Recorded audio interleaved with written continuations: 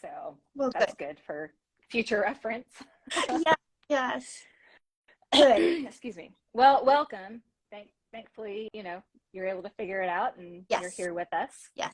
All right. So, like Erin introduced, you're Jennifer with the Raw Fed Feline. Yes. You want to tell everybody a little bit about yourself? Sure. I'm one of those crazy cat people, I suppose, but totally dedicated to my little feline Hazel. And I actually live with 3 cats total. 2 are my daughter's cats and Hazel is mine.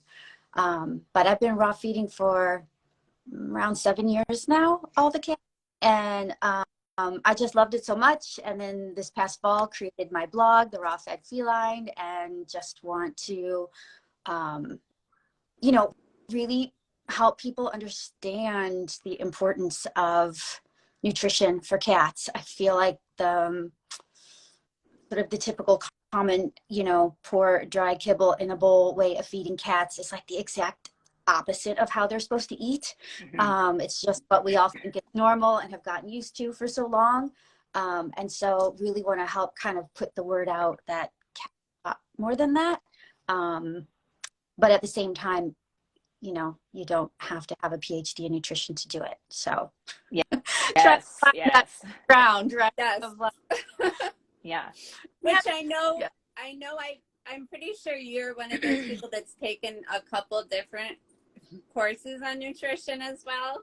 Yeah. So maybe you can speak a little bit about that as well, because I think, hearing it from, like, I've taken half a dozen of them, and I know that a lot of what I do and a lot of the, what I actually use in my day-to-day, it didn't a lot come from some of those courses.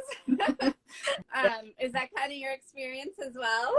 Yeah, it sure is. I took 2 different ones, and they were really on opposite ends of the spectrum, which I found really interesting. I took one that was kind of more holistic and natural based, and much more relaxed about nutrition, and which appeals to me on a lot of levels. And then I took another one that was very like rigorous and science based and crunching the numbers. It was like, okay. And I think ultimately I'm somewhere in the middle. I probably want to say I'm in the middle, but I'm actually probably farther towards the holistic natural end than maybe I want to say out loud sometimes. But yeah, it didn't actually change what I was already doing. Yeah. Right. Yeah, I find that interesting because every single person that I've talked to says the same thing. I took these courses. I thought I was going to walk away with it with all this new knowledge. And then you walk away with it going, well, I'm still here. I'm still doing basically what I was doing before. Pretty much, yes. Yeah. So I've never come across a nutrition course that actually taught you how to feed cats, like specifically. It's always been canine. Do you mind like saying which courses you took, just for those that are interested in maybe learning a little bit more about that? Yeah. The first one I took that was more feline specific, but it was very clear that it wasn't designed to like become a feline nutritionist, so to speak. It was really more designed for people who are curious about feeding their cats and improving their own personal cats' diets. But it was just literally called Feline Nutrition, and it was from the Academy of Natural Health Sciences. It's like an online course. And that one, there wasn't a lot of professor involvement, and there isn't really a lot of classes. It's really more of like, here's a list of books and you have to read through all of them and do quizzes on every chapter. So like, they definitely want to make sure you're like reading the material, but it's, and it's self-paced and kind of on your own. And 4 out of the 6 books I really liked. But they were like, oh yes, this kind of speaks to how I think about things. And 2 of the books I found frankly were like really bad. Yeah, because I took that course.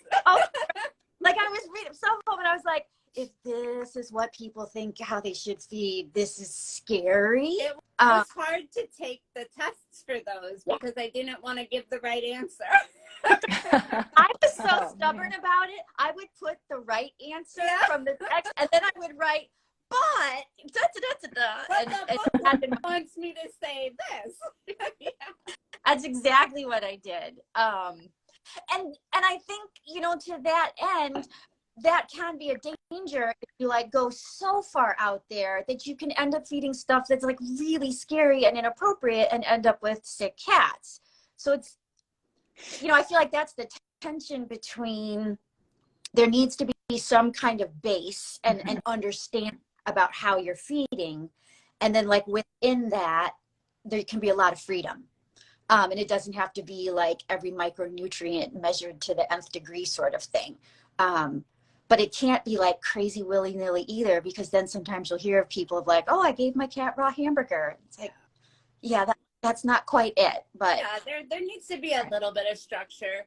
I yeah, think it just doesn't need to be so crazy where anyone, normal person that doesn't want to take a course, doesn't want to read a pile of books, can't do it themselves. yeah, absolutely. Absolutely. So, would you both agree that I, I guess the basic foundation of feeding cats is very similar to like the dog chart, of like raw meaty bones and then the organs and a Yeah, little bit of veg. the base of the diet, I mean, it's the same. I mean, there's a slight variations with a cat. It's a different species, so they're going to have some different requirements, and there's a few things that you might want to pay more attention to with a cat than a dog. A little bit different bone content, Mm-hmm. a little bit different organ content, at least in my opinion, what I give them. Mm-hmm. Okay, so why don't we talk about some of those things? So people that have no idea like where to start feeding their cats raw. Jennifer, you want to take that? Sure. Well, I don't know, right? Like I do tend to be, like I think a lot about whole prey when I'm feeding cats, because there's just, and I don't know if this is true for dogs. I've like never fed a dog raw. So like I know there's like for dog people, and I'm one of those people where I'm like, feeding cats is easy, feeding dogs looks complicated to me. So I'm the opposite of most people. But I often hold in mind, like, all right, how do cats eat in the wild? They eat, small whole prey, little rodents, little birds, things like this. And, taking a look at some of those ratios and the bone content of that, like mice and rats are like 5% bone. Mm-hmm. I think probably the biggest whole prey cats would normally get would be like a larger rabbit, which tends to be around 9 to 10. But really, they don't eat a whole lot of that. And I feed whole prey, when you look at mice and stuff, their bones are so tiny and light. Like it really help you understand. Even like a chicken wingtip, which is a pretty common bone you would feed a cat, is like so much bigger than a bone in their whole prey. Yeah. So like bones to me you have to really think about it sometimes. But yeah, I kind of think of like a pyramid, right? Like a food pyramid, and you've got your meat on the bottom, and then your bones and your organs, and then there can be a couple little essentials on the top that you would kind of add in. I think for cats, more so than dogs, they tend to eat more protein. Like I tend to feed around 84% if I'm doing ratios, so instead of like an 80-10-10, I tend to do 84 meat, 6 bone. Depending on what liver I'm using, sort of changes how much secreting organs I've got, but around 10 to 12% of secreting organs, and then kind of adding on egg or whole fish, or, a couple other little things like mussels or whatnot. So I don't think it's drastically different from dogs, right? Like the bone content's a little different. But which the bone content is kind of interesting, because as somebody who's done, like you say, the more scientific based formulation, have you, I don't know how much you've worked with that, but when you formulate and you only add 6% bone into a diet, it gives you an inverse calcium to phosphorus ratio. yes. And everybody freaks out about that, because it's kind of common, that 6 to 8% window, if you're talking percentages, where we feed the cats, and it is what you will see in most prey items that a cat would naturally source on their own. Yeah. But when you put that into a spreadsheet and you put something like a chicken bone in there or a duck bone in there, and you only add it at 6%, that all important calcium to phosphorus ratio is always out of whack. Yeah. And that was like my like aha moment when I saw that, and I was like, this doesn't add up. This doesn't make sense. Why is it? Because cats, I mean, I've known cats to do well on those diets for, I mean, I'm not talking like 6 months. I mean, like 10, 20 years eating that way and never had any sort of issue with that being inverse like that. So there again, I think it's the difference between, it's the bones, like we were just talking about. The bone content in those prey animals isn't very well, like the data on that's not, there is minimal. I've sourced, I've been to the zoos and the rescue, I've been all over the place to get as much of it as I can. I was able to get detailed bone data on guinea pigs, which are kind of a prey specific that a cat would definitely eat if it were to come into contact with it. And it made sense suddenly because that calcium phosphorus works out perfectly in a guinea pig. So that kind of gave me that confidence, like there, it's there. We're using, you know, we're looking at small little sections of like chicken bone data or duck bone or whatever. And it just doesn't translate well. That bothered me when I first started, like, because for me it was therapeutic use with a cat that had kidney disease that I dove in. And so right off the bat, I was taught no bones for those cats ever, period. I've since discovered there's a little more to it than that, but that was nuts to me. Did that strike you as interesting as well? Yes, I feel like it really doesn't compute. It's almost like like looking at pre-model raw and looking at those percentages, when you try to compute them, like you said, into the spreadsheets, it doesn't, some of it comes out, but it doesn't always translate, right? You end up having to add crazy amounts of stuff to try to get the numbers right. And to me, that was my aha of like, why am I making these crazy adjustments that don't make sense to how a cat would naturally eat just to make these numbers work? And like how, again, like I know we need a baseline, but I think sometimes there's, you know, I don't really think these numbers were designed necessarily for fresh foods, right? So like they don't always add up or make sense. They were really, you know, my understanding is they were made for commercial cooked pet food manufacturer. Here are your numbers. And then you try to do it with fresh whole foods. And when it doesn't add up, a lot of people say, oh, well, your fresh diet isn't correct. But I feel like, no, I think the numbers don't make sense for my fresh diet. But I feel like that's sort of a minority statement sometimes to make. I was able to locate a long study. I mean, the diet was terrible, but where they fed cats that inverse calcium to phosphorus ratio and found that cats' function and their blood tests and their levels, everything stayed consistent well into that, like pretty far askew.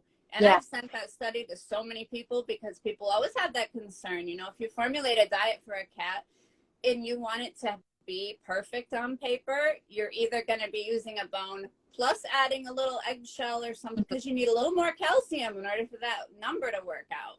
So I found that study and I've saved it and I have sent that to like dozens of people who like want to see like, well, it's of course, like every study, that's just, you know, you got to take it with a grain. But again, it was showing the inverse ratio actually works for cats and kept cats at all life stages healthy and normal blood work. So there again, if you're going to stick really hard and fast on those NRC or AFCO or FEDIAF or whatever it is you want to follow, you know, it just, there's something there, there's a difference there that we're not compensating for. Because I think that the spreadsheets, they work fine if you're using a calcium supplement, right? You can use this and you can hit the numbers perfectly, but you start wanting to use real bone, it just, it doesn't add, it doesn't show the numbers the way we're all, hoping or expecting or think we should be seeing.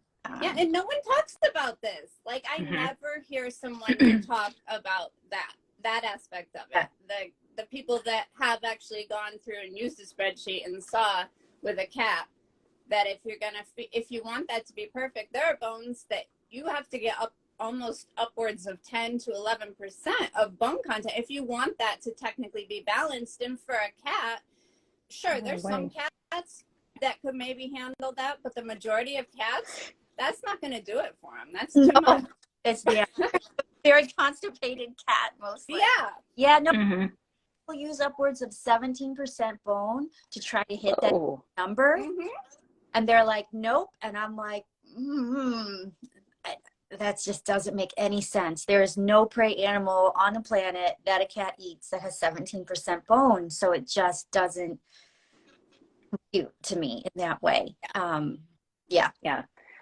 I've started feeding my cat like small whole prey mice. Yeah. And like quail chicks. Because like for me, it makes more sense that would be the perfect calcium ratio for them. And I don't have to sit here and like chop up little bones and, calculate it out. I'm like, it's in this perfect little package. And he has taken to it like he loves it now. Oh, that's like, cool. Yeah. Because at first he was really like leery of just quail. I would have to chop up the quail pieces. And then I started just, adding the little tiny mice. And at first he was like, what is this? But I warmed it up, Erin, and because we had talked about that previously. And I warmed it up a little bit and just a little bit of warm water, and he took to it. And now he loves it. So that's so cool.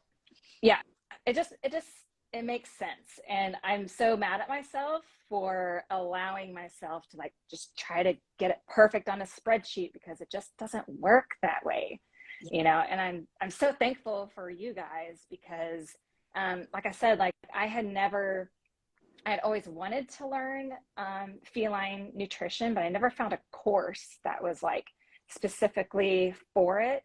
It was always canine. So you guys are so resourceful and helpful when it comes to how to feed your cat. No, there's a lot more for dogs than cats out there. You have to kind of dig around for sure. Yeah, it's weird. Absolutely. Because I've been talking about cats, dogs, and ferrets for the whole time that I've been here, but the cat, it's just the cat stuff doesn't get the attention that the dog does. It doesn't matter, I mean, I could post a meal that's nearly similar foods, and the cat one will like get a quarter of the attention that the dog meal gets. It's frustrating. Yeah. Because the cats just, I don't know what it is. I mean, they need to be eaten this way just as much, if not more. Yeah. Yeah. Mm-hmm. I think that whole idea of like cats are picky, I think it deters people from even starting, because some people, they're like all about feeding their dogs that way, but they're still feeding their cats kibble, and it's like what the connection there doesn't quite. But I think there's something it feels like there's this idea, a twofold sort of idea out there. One, that cats are really picky and it's hard to do, which can be true, right? But I think you have to understand how cats think in order to kind of make it work. But also that somehow it's so extra complicated or something with cats, because of taurine or something. And it's like, just hard. Good, you're fine. Yeah, I get asked that constantly. Do I need to still give them a taurine supplement? And my answer is always no, absolutely not. That's what they're meant to eat. That's where they're supposed to be getting taurine, is from meat. Yes, yeah. But somehow there's this idea out there that like cats are so complicated, and it's like, no, they're really not. But it's overwhelming, I think, at first. It is a paradigm shift, I think, for people, like to really shift their thinking. And so it's kind of hard at first, for sure. It is. So go ahead. Sorry, I was just going to say, I think marketing, again, has something to do with that, because I'm one of those people that I was feeding my dog raw.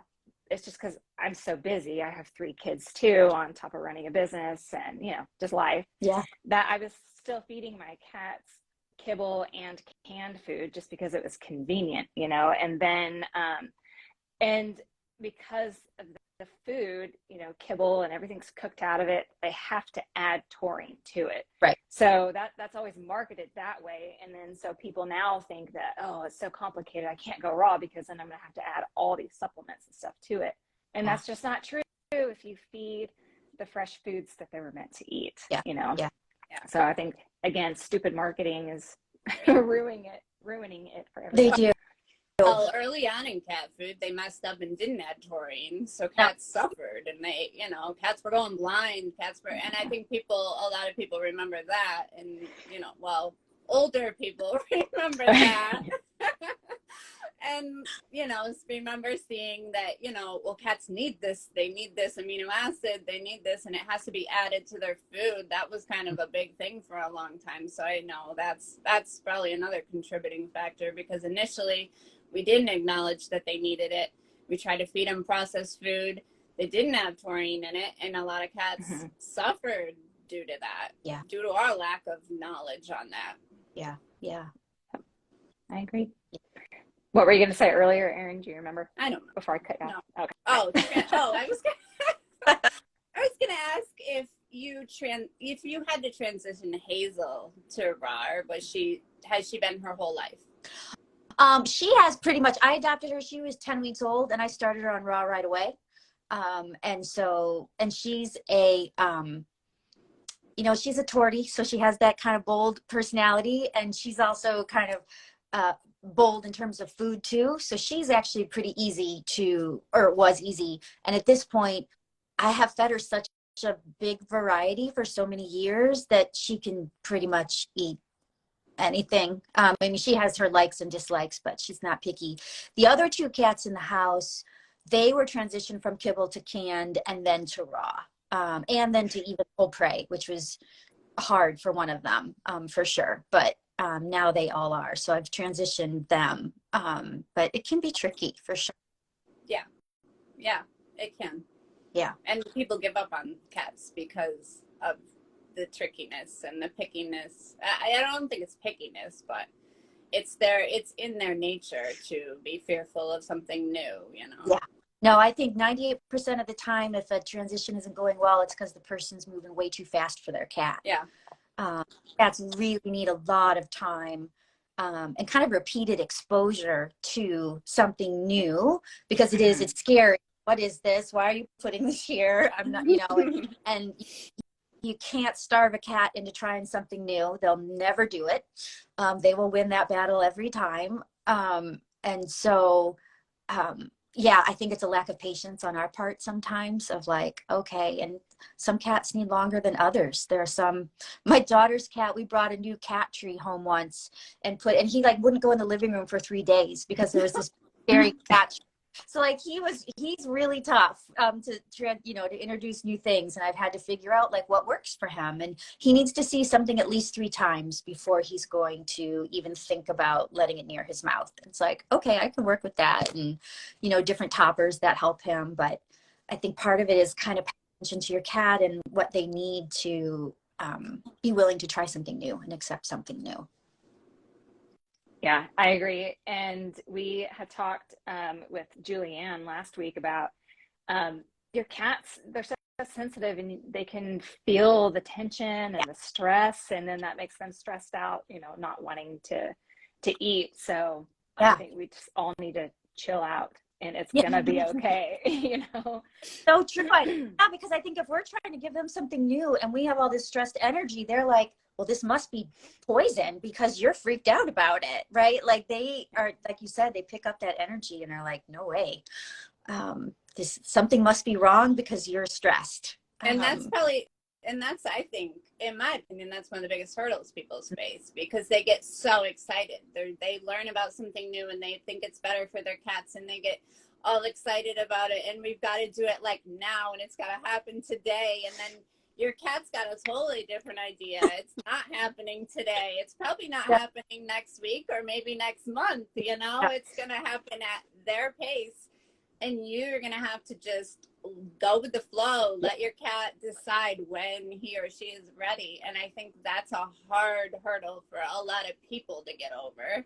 Yeah, no, it's so true, right? Because you do, once you make that shift in your mind, you're like so excited to Yes. food and get the new food, and oh no, I can't believe blah blah blah.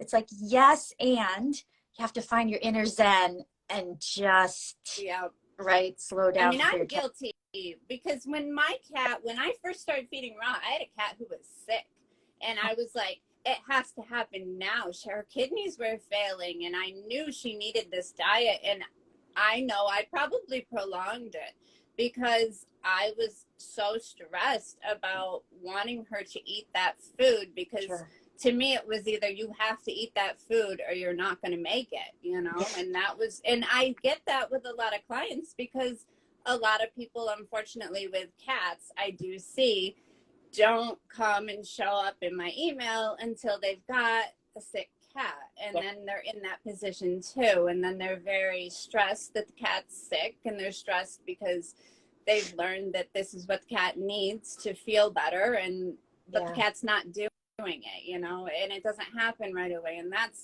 it adds another level to it, I think, because with cats it seems to be a lot, at least for the past 5 years with me, it's been a lot of cats. People don't come to this even as an option until they see some sort of decline in health. Yeah, no, I think unfortunately that really is true. It's sort of like, oh, my cat is sick now with IBD or kidney or urinary stuff. Those seem to be, or diabetes. Those seem to be the top ones of, you know, and then they're like, oh no, I need to change their diet. And they're right. They need to change their diet, and it's going to take some time, but it is, of course, it's scary when our beloved cats are sick. And that happened, that happened with me. And that's why I reached out to you, Erin. Like, I knew in the back of my head that they needed to be on a raw diet. But like I said, I was just feeding them what I could out of convenience. And unfortunately, I had to take my cat to the ER because he had a urinary stone. And then that's when I reached out to Erin, and I was like, help me. Because like, this cat is, I mean, if anything happens to this cat, our kids are going to be so devastated. And, but I didn't put like too much pressure on it though, trying to convert them to raw. It took a long, long time. But now, he eats whatever. Yeah. So, and I also feel like that's with dogs too. People don't really want to switch or realize that they need to switch to a different diet until it's almost too late, when they already have an illness or a condition. But at least, people are wanting to do better, and they're trying. Yeah, for sure. Excuse me. Okay, we do have a couple of questions. Someone said that they were focused on 5% bone. Is that not the correct direction? I mean, I feel like 5% is okay, but I also think it depends on the cat, right? Like, there's, I think, a range. I don't know, Erin, if you had seen this one, it's like really old, from like the 1970s, some zoological kind of study where they looked at the bone content, and it had like different songbirds that, cats would kind of eat in the wild, as well as some rodents. And it sort of had a range of like even some of the songbirds were only 4% bone, which, maybe. Well, bird bone, like those small birds, I think bird bone's it's a totally different even animal than mammal bone is. Yeah, like the small mammal bone. So I mean, it's kind of we're trying to play like we know things that we don't really know. Exactly. But I would say cats do well, in my experience, anywhere between 5, and some do well up to 10% bone. I've known plenty I have a cat who can eat 10% all day and be fine. He can eat it, but he can also eat something that's 5% bone and be fine. Yeah. Right. For me, like, mice and rats are 5% bone. So, and that's sort of like, right. So yeah, if your cat does well on 5% bone, go for it. So again, they should be looking like at the poop. To see the consistency, just like you would in your dog. Okay. And then, if it's runny diarrhea, then, up the bone. that up a bit. Yeah. Yeah. Okay. And they asked, how do you know if and when you should add taurine if your diet is already based on raw meat? I don't think you need to. I think I kind of touched on this once. The only time with a raw diet I would ever even consider it is maybe if you were feeding something that had been ground up and in frozen storage a long time, because it does decline as, you know, meat sits in the freezer. That might be the only time. I mean, if you like got ground meat from a clean out or something and it was freezer burnt and old and you wanted to use it and you weren't going to add any, you know, fresh meat to it, which I don't know why you would do that in the first place, but that would be maybe the only time, because it, you know, I mean, otherwise taurine's in meat. It's in all meat. I mean, it's higher in obviously the hardworking muscle meats, but it's there, and it's, you're not, there's no reason to add a supplement to, in my opinion, there's no reason to be adding it. Yeah. And especially, sorry, go ahead. Go ahead. Well, I was going to say, the only thing I would wonder about would be with if somebody was feeding like a rabbit heavy ground diet, because I know rabbit can be a lot lower in taurine. So I've can be, but then I've also seen, because I breed rabbits, so I looked into this. But rabbit, I don't think a lot of that is very accurate either, because my cats eat a lot of rabbit heavy diet, because we breed them, so we have a lot of rabbit. And he happens to absolutely love rabbit. Yeah. So I did dig into that a bit, and I don't really, I think there are plenty, those hardworking muscles of the rabbits. Now, this might be where it's different, because a lot of the data I came across was wild rabbit. Rabbit so the problem is, like everything else, when we domesticate rabbits and we breed them for meat, we stick them in these little tiny cages and they can't move, and that inherently they are going to have a lot of hard working muscles. Yeah. My rabbits don't live in cages. They're colony fed, and they live and they run, and I can see the difference. So when I process a rabbit, I can see that, you know, like on a chicken thigh, where obviously there's more taurine concentrated in the dark meat, the thigh muscles and all of that on my rabbits are very dark meat. It's not bright. I mean, some of the commercial rabbit you buy, it's whiter than chicken. You know? And that's definitely, that could be an issue. That may be taurine deficient. I would definitely not feed that on its own, but I would say if you're feeding it in conjunction with some heart from, you know, another species, you're not going to need to add taurine to it. No, I've never added a taurine supplement in all my years of feeding, because hearts in particular, and, you know, meat, it's just there. So I've never added extra supplement. Yeah, and that was one thing I was taught in one of those courses, was to add taurine even to a meat diet, and that was instant. And no one had a good answer when I asked why, which drove me crazy. Why? Because it's in the book. Well, no crap, they need taurine, but it's in the meat. Right. So why would I add it? It doesn't make sense. I think people, but a lot of times I'll hear people say, well, taurine is water soluble, so if they don't need it, they'll just pee it out. Yeah.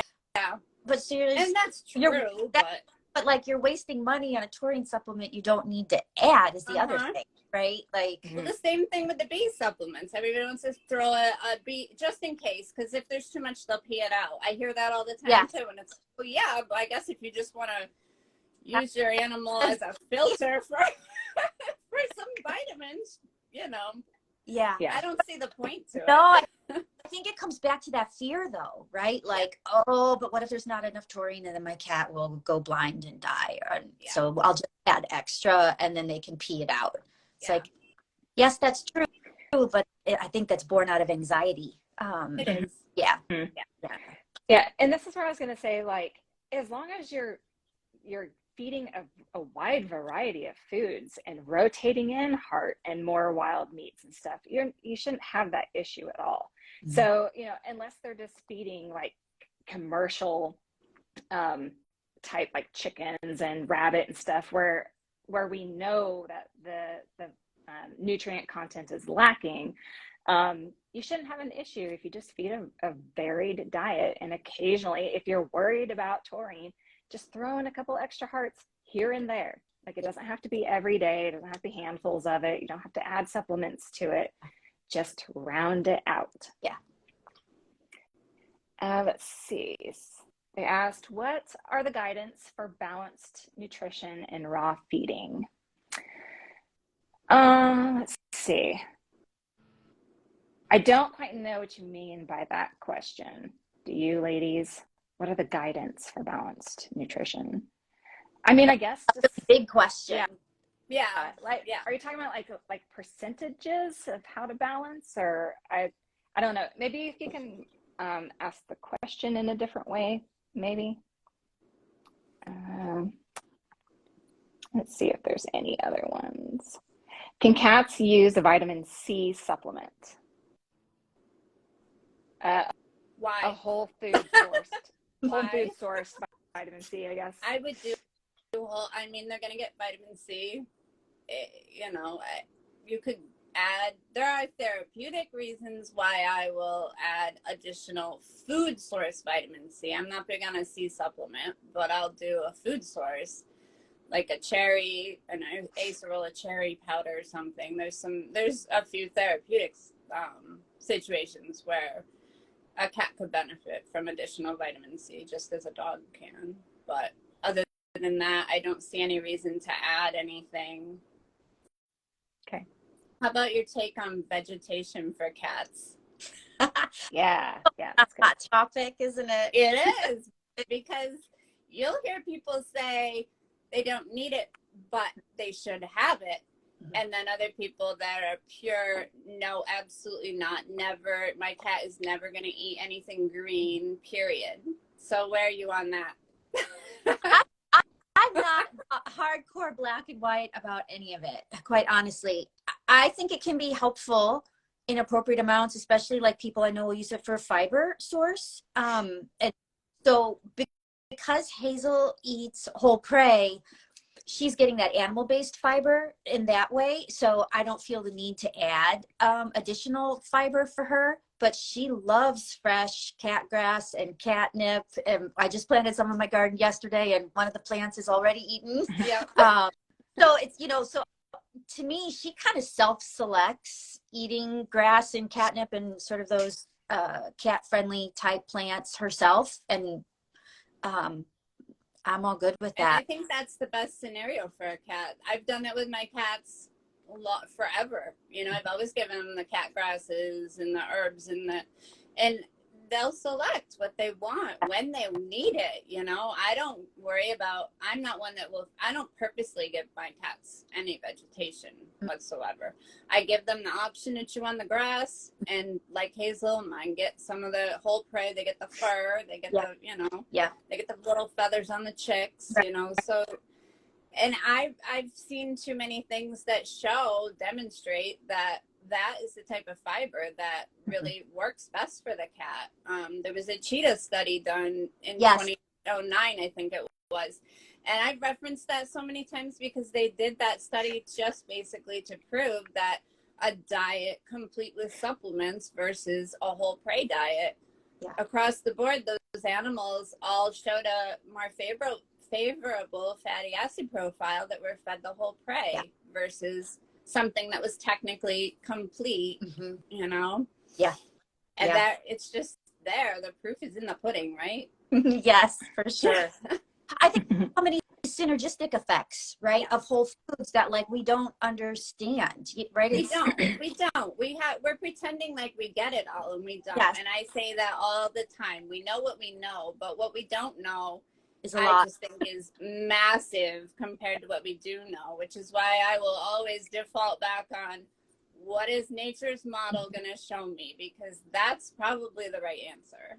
I totally agree. I think it's so arrogant for any of us to think we know better, or this artificial thing is going to be just as good. It's like, yeah, I can get my vitamin C if I eat an orange or take this supplement, but why wouldn't I just eat the orange? Because there's a lot more going on than just the C, right? And I feel like the same for our pets too. And I've seen the instances time and time again where you choose the food over the supplement, Mm-hmm. and it works better. Yeah. Yeah. It works. It always works. And the supplement doesn't always work. Yeah. I mean, if you're very limited and you have no choice and you have to, that's a different situation. But Sure. for me, that's a pretty narrow margin of situations where there's no other choice out there. Yeah. Well, and I think we get into this like instant gratification mentality where, you know, with modern medicine, if I have a headache, I'm just going to pop a Tylenol in 20 minutes, it's going to be gone. Whereas I've now gone to ginger root for my headaches and migraines, and it works just as good, if not better. It may take a little bit more time to get into my system, but, and that's the thing, like people, they don't want to take the time for natural to work. It most of the time works better than your synthetic supplements and stuff. It just takes a little bit of time. And so I think that's a huge thing that I have to tell, you know, a lot of people is like, just have some patience, quit trying to rush it. And natural is almost as good as, you know, medication that you can get. I think the other thing that I really love about using whole food sources is I feel like it's so much safer when it comes to this idea of like toxicity and whatnot, because the way synthetics are absorbed into the body is very different than natural foods. And, you know, people rightly so worry about sort of, oh, overdoing this or having toxic levels of this. Like, but if you feed whole foods, that worry to me is kind of taken away. It is, because the body doesn't treat it the same. Yeah, exactly. It does not treat it the same at all. And I think that needs to get said more often, because, I mean, a cat could easily overdose if you were using a vitamin D supplement, for example. You know, if you accidentally give your cat too much, you're going to be in trouble. Your cat is going to get really sick if you consistently do that. Yeah. But if you accidentally give them too much fish, nothing's going to happen. Right. Nothing's going to happen. You could give them too much fish every day and nothing's going to happen. Yeah.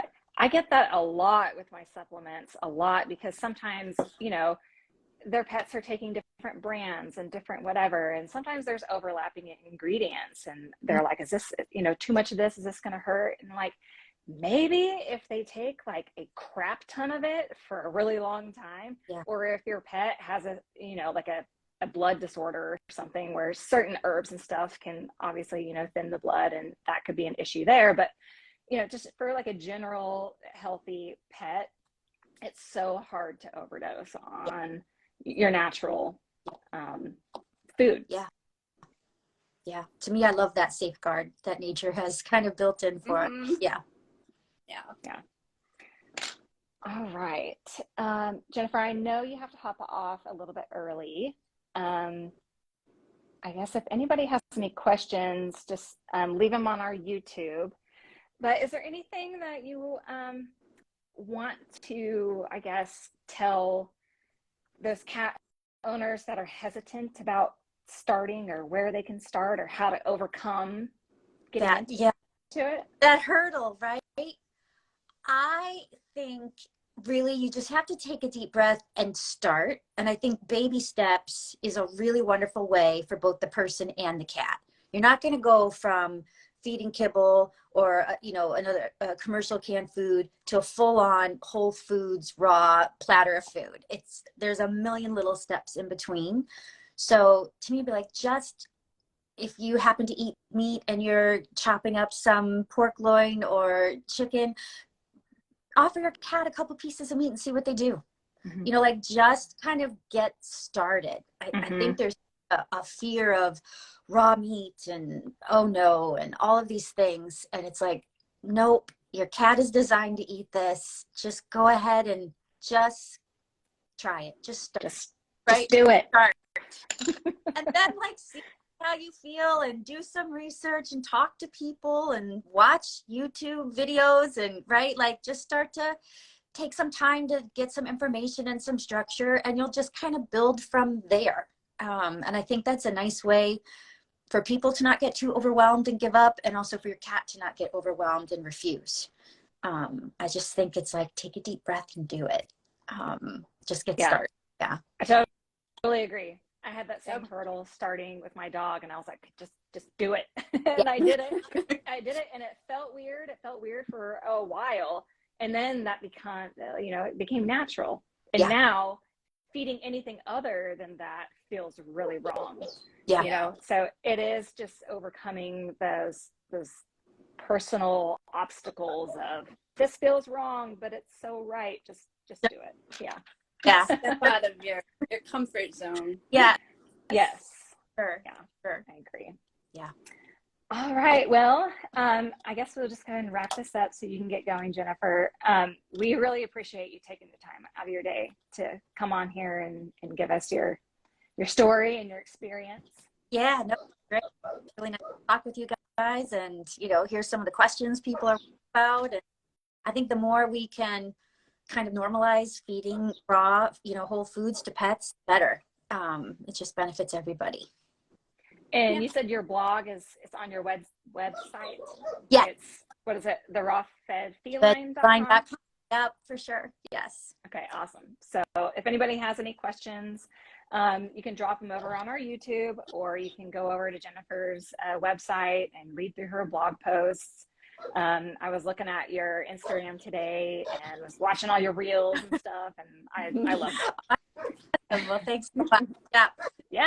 Put in the work. Yeah, absolutely. Yes. All right. I guess, Erin, we will talk offline and figure out what we want to do moving forward, since we're going to move away from the live and start doing pre-recorded stuff. So I'm not sure if we're going to be back next Monday or not. I don't know how long it's going to take us to kind of get into the new groove, but again, yeah, if everybody likes the content that we're putting out, please like and subscribe to The Raw Truth, our YouTube channel, and help us get more information to pet owners and change the lives of pets all over the world. All right, you ladies, have a good week. All right. Oh, you too. Bye. Bye.